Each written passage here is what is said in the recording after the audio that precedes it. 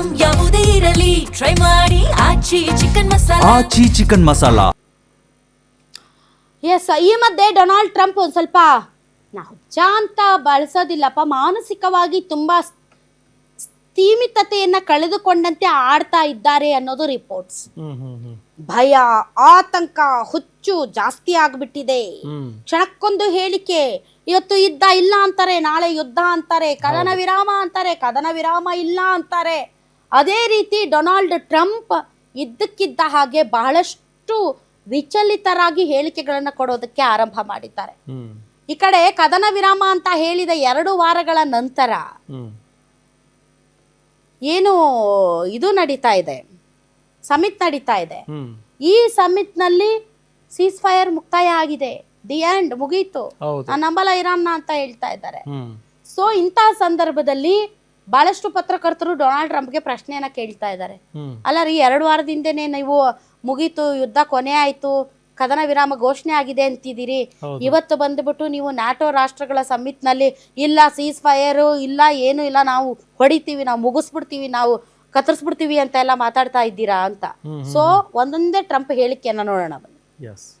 I'm number 1 on the kill list for Iran.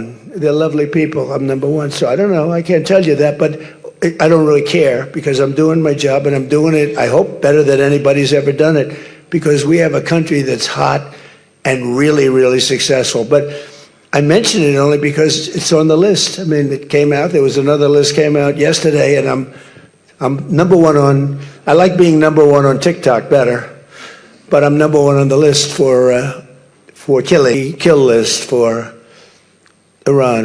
They're lovely people. I'm number 1. So I don't know, I can't tell you that, but I don't really care because I'm doing my job and I'm doing it, I hope, better than anybody's ever done it, because we have a country that's hot and really, really successful. But I mention it only because it's on the list. I mean, it came out, there was another list came out yesterday, and I'm number 1 on, I like being number 1 on TikTok better, but I'm number 1 on the list for killing. Perhaps something. ಮತ್ತೆ ಯಾಕೆ ಯುದ್ಧ ಶುರುವಾಯಿತು ಅನ್ನೋ ಪ್ರಶ್ನೆ. ಅಲ್ಲ, ಯುದ್ಧ ಯಾಕೆ ಶುರುವಾಯಿತು ಅಂತಂದ್ರೆ ಇರಾನ್ ಅಲ್ಲಿ ಬಹರೇನ್ ಮತ್ತು ಕತಾರಿನ ಹಡಗುಗಳ ಮೇಲೆ ದಾಳಿ ಮಾಡಿದೆ. ನಾವು ಹೇಳಿದ ರೂಟಲ್ಲಿ ಹೋಗ್ಬೇಕು, ನಿಮ್ದೇ ರೂಟಲ್ಲಿ ಹೋದ್ರೆ ನಿಮ್ಮ ಒಂದು ಹಡಗುಗಳಿಗೆ ನಾವು ಗ್ಯಾರಂಟಿ ಅಲ್ಲ ಅಂತ ಅಲ್ಲೇನೋ ಕಿತಾಪತಿ ಮಾಡಿದೆ ಅನ್ನೋದು ಅಮೆರಿಕ ಹೇಳ್ತಾ ಇರೋದು. ಇರಾನ್ ಹೇಳ್ತಾ ಇರೋದು ಇಲ್ಲ, ನಾವಲ್ಲ, ಕದನ ವಿರಾಮ ಉಲ್ಲಂಘನೆ ಮಾಡಿದ್ದು ಅಮೆರಿಕ ಅಂತ ಇರಾನ್ ಹೇಳ್ತಾ ಇದೆ. ಇವರಿಬ್ಬರಲ್ಲಿ ಯಾರು ಸುಳ್ಳುಗಾರರು ಯಾರು ಮೋಸಗಾರರು ಅನ್ನೋದೇ ಗೊತ್ತಾಗ್ತಾ ಇಲ್ಲ. ನಂಬರ್ 1. ನಂಬರ್ 2, ಇವತ್ತು ಟ್ರಂಪ್ ಹೇಳಿರೋದು ಏನ್ ಗೊತ್ತಾ, ನಾನು ಟಿಕ್ಟಾಕ್ ಅಲ್ಲಿ ನಂಬರ್ 1 ಆಗಿರೋದಕ್ಕೆ ಇಷ್ಟಪಡ್ತೀನಿ, ಆದರೆ ಹಿಟ್ ಲಿಸ್ಟ್ ಅಲ್ಲಿ ಕಿಲ್ ಲಿಸ್ಟ್ ಅಲ್ಲಿ ನಾನು ನಂಬರ್ 1 ಆಗಿದ್ದೀನಿ ಇವಾಗ ಅಂತ.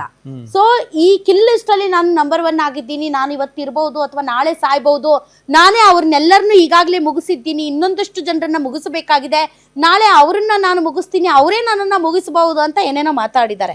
ಅಂದ್ರೆ ಅವ್ರಿಗೂ ಒಂದು ಭಯ ಮತ್ತು ಆತಂಕ ಎದ್ದು ಕಾಣ್ತಾ ಇದೆ, ಒಂದ್ ಸ್ವಲ್ಪ ವಿಚಲಿತರಾದಂತೆ ಕಾಣ್ತಾ ಇದ್ದಾರೆ. ಅದರ್ವೈಸ್ ಇನ್ನೊಂದು ರೀತಿಯ ಡ್ರಾಮಾ ಕೂಡ ಟ್ರಂಪ್ ಆಡ್ತಾ ಇರಬಹುದು. ಈ ಡ್ರಾಮಾವನ್ನ ಎಸ್ಪೆಷಲಿ ನಮ್ಮ ರಾಷ್ಟ್ರ ರಾಜಕಾರಣದಲ್ಲಿ ಆಡ್ತಾ ಇರ್ತಾರೆ. ಅನುಕಂಪದ ಡ್ರಾಮಾ ನಮ್ಗೆ ಕ್ವೈಟ್ ಕಾಮನ್ ಅದೆಲ್ಲ. ಅಮೆರಿಕಾದ ಜನರಿಗೆ ಇದು ಸಾಮಾನ್ಯನೋ ಏನೋ ನನಗೆ ಗೊತ್ತಿಲ್ಲ, ಭಾರತೀಯರಿಗೆ ಇದು ಅನುಕಂಪದ ಡ್ರಾಮಾ ಮಾತ್ರ ತುಂಬಾ ತುಂಬಾ ವೆರಿ ವೆರಿ ಕಾಮನ್. ಯಾಕೆ ಅಂತಂದ್ರೆ, ಅಯ್ಯೋ ನನ್ಗೆ ಓಟ್ ಹಾಕಿ, ಅಯ್ಯೋ ನನ್ನ ತಂದೆ ಜಾಗಕ್ಕೆ ನಾನು ಬಂದಿದ್ದೀನಿ, ನನ್ ಮೇಲೆ ಅನುಕಂಪ ಇರ್ಲಿ, ಅಯ್ಯೋ ನಾನ್ ನಿಮ್ಗೆ ಅದನ್ನ ಮಾಡ್ಬೇಕಂದಿದ್ದೆ, ನಿಮ್ಗೆ ಇದನ್ನ ಮಾಡ್ಬೇಕಂದಿದ್ದೆ, ಆದ್ರೆ ನನ್ನ ಹತ್ರ ಮಿನಿಸ್ಟರ್ಶಿಪ್ ಇಲ್ಲ, ನನ್ಗೆ ನೀವು ಸೋಲಿಸ್ಬಿಟ್ರಿ, ಈ ಬಾರಿ ಆದ್ರೂ ನನ್ ಗೆಲ್ಸ್ಬಿಡ್ರಿ, ನಿಮ್ಮನ್ನ ಆಕಾಶವನ್ನ ದರಿಗಿಳಿಸ್ಬಿಡ್ತೀನಿ ಅಂತ ಎಲ್ಲ ಈ ತರ ಅನುಕಂಪದ ಮಾತುಗಳೆಲ್ಲ ನಮ್ಮಲ್ಲಿ ಆಡ್ತಾರೆ. ಅದೇ ರೀತಿಯ ಅನುಕಂಪವನ್ನ ತನ್ನ ಜನತೆಯ ಮುಂದೆ ಗಿಟ್ಟಿಸಿಕೊಳ್ಳೋದಕ್ಕೆ ಟ್ರಂಪ್ ಈ ರೀತಿಯಾದಂತ ಹೇಳಿಕೆಗಳನ್ನ ಕೊಡ್ತಾ ಇದ್ದಾರೆ ಅಂತ ಅನ್ಸುತ್ತೆ. ಯಾಕೆ ಅಂತಂದ್ರೆ ಈಗ ಅವರ ವಿರುದ್ಧ ಸಿಕ್ಕಾಪಟ್ಟೆ ಜನ ರೊಚ್ಚಿಗೆದ್ದಿದ್ದಾರೆ. ಒಂದು ಯುದ್ಧ ಮಾಡಕ್ಕಾಗಿಲ್ಲ, ಒಂದು ಯುದ್ಧ ಮುಗಿಸಕ್ಕಾಗಿಲ್ಲ, ದಿನಕ್ಕೊಂದು ಹೇಳಿಕೆಗಳನ್ನ ಕೊಟ್ಕೊಂಡು ಇವತ್ತು ಯುದ್ಧ ಇದೆ ಅಂತಾರೆ, ನಾಳೆ ಯುದ್ಧ ಇಲ್ಲ ಅಂತೀರಾ, ನಿಮ್ಮಂತ ವರ್ಸ್ಟ್ ಅಧ್ಯಕ್ಷನ ನಾನು ನೋಡೇ ಇಲ್ಲ ಅಂತ ಅಮೆರಿಕದ ಜನ ರೊಚ್ಚಿಗೆದ್ದಿದ್ದಾರೆ. ಸೊ ಅವ್ರ ಮುಂದೆ ಒಂದ್ ಸ್ವಲ್ಪ ಸಿಂಪತಿ ಗಿಟ್ಟಿಸ್ಕೊಳ್ಳೋಕೆ, ಅಯ್ಯೋ ನನ್ ಟಾರ್ಗೆಟ್, ನಾನೇ ಇಷ್ಟು, ನಾನೇ ಕೊಲೆಲಿ ಇಷ್ಟು ಅಂತೆಲ್ಲ ಭಾಷಣ ಹೊಡಿತಾ ಇದ್ದಾರೆ. ಹಂಗೆ ಇನ್ನೊಂದು ವಿಚಾರ ಏನು ಅಂತಂದ್ರೆ, ಈ ಹಿಂದೆ ಒಂದು ಹೇಳಿಕೆ ಕೊಟ್ಟಿದ್ರು, ಇರಾನ್ನ ಜನ ಹೃದಯವಂತರು, ತುಂಬಾ ಒಳ್ಳೆ ಜನ, ಅವರು ನೈಸ್ ಪೀಪಲ್ ಅಂತ ಹೇಳಿದ್ರು. ಅದಕ್ಕೆ ಯಾರೋ ಒಬ್ಬ ಪತ್ರಕರ್ತ ಕೇಳ್ತಾರೆ, ಅಲ್ಲ ನೈಸ್ ಪೀಪಲ್ ಗುಡ್ ಪೀಪಲ್ ಅಂದಿದ್ರಲ್ಲಪ್ಪ, ಈಗೇನ್ ಹೇಳಿ ಕತೆ ಅಂತ. ಅದಕ್ಕೆ ಅವ್ರು ಏನ್ ಉತ್ತರ ಕೊಟ್ಟಿದ್ದಾರೆ ನೋಡೋಣ ಬನ್ನಿ. S. Mr. President, Tyler Pager with the New York Times. Last month you said Iranian leaders were very rational people, nice people to deal with, strong people, smart people. Today you said they were scum, sick people, and being led by sick people. What changed, and do you think I got to know him. So I've said that about a lot.